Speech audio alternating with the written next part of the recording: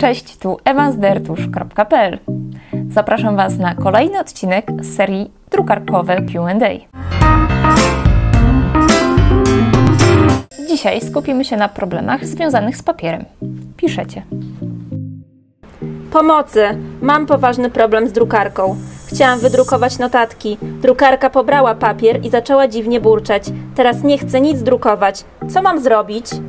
Powodów może być kilka. Na początku upewnijmy się, że papier włożony do podajnika jest równo, a suwaki odpowiednio wyregulowane.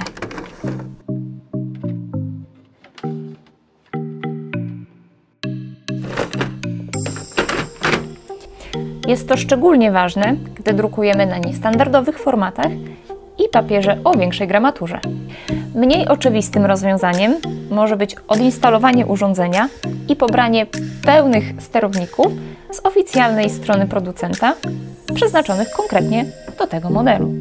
Jeśli posiadacie drukarkę laserową i pojawił się problem z poborem papieru, upewnijcie się, że toner nie jest mechanicznie uszkodzony, bo nawet tak mały uszczerbek jak ułamany bolec może uniemożliwić drukowanie.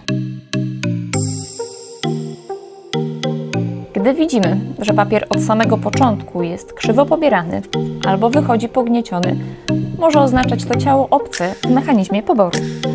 Zajrzyjmy do wszystkich przestrzeni, gdzie mogło ukryć się coś niepożądanego.